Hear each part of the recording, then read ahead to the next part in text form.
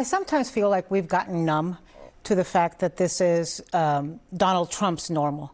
But this is not normal, and it is not acceptable. To attack the press for these were very legitimate questions. The woman on Air Force One was asking about Epstein. The woman today, both of them women, notice, women reporters, women journalists, was asking about the murder of the Washington Post reporter and having the man who the CIA found was implicated in ordering that murder in the Oval Office, giving him this lavish welcome that he's... So these are legitimate questions that any serious professional reporter should be asking.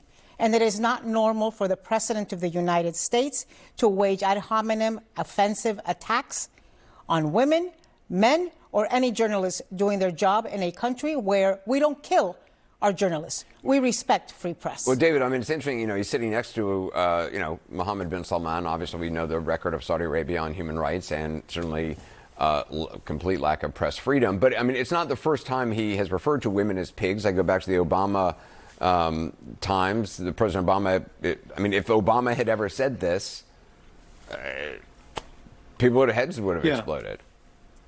Yeah. First of all, I'm glad you noted that he was sitting next to a guy who authorized, according to U.S. intelligence, the assassination, as it were, of a journalist who was asking probing questions.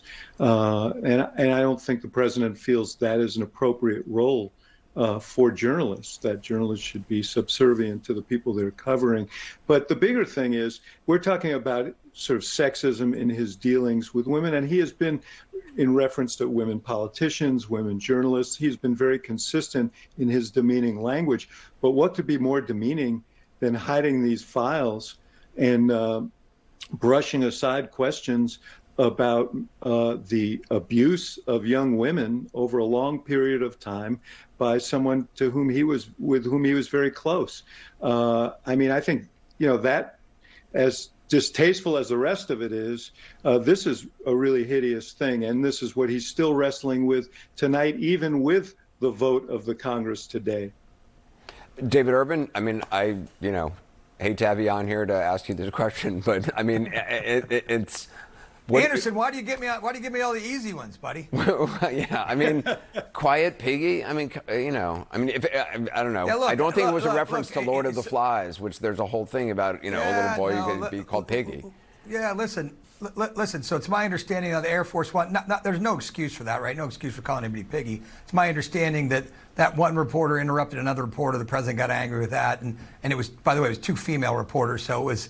But again, no excuse for calling anybody those names. It's kind of silly and distracts from so many things. As far as the Epstein files go, I've been saying this for a long time. Bad news doesn't get better with age. I'm not quite sure what's in there. These should have been released as soon as President Trump got elected. He campaigned on it. A lot of his base wanted it, and they finally got their way today. On the show, Anderson, I said I'd grow hair sooner than Donald Trump would sign this, so I don't know where I go to get, maybe I'll be going to Turkey soon. I believe your quote was, I will sooner grow hair in my head than the Senate votes on this, and this gets to the president's desk. It's never going to happen. So I must be, maybe I'll go on one of those trips. Maybe I'll be going on one of those trips to Turkey. They graft it. Yeah, they graft it on. But if that comes across my Instagram feed one more time, I'm going to clearly telling you something. This is unprecedented.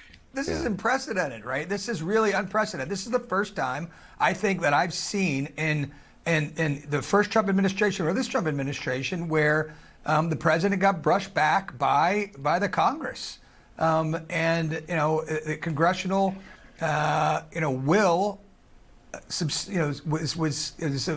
took precedence over the president's political power.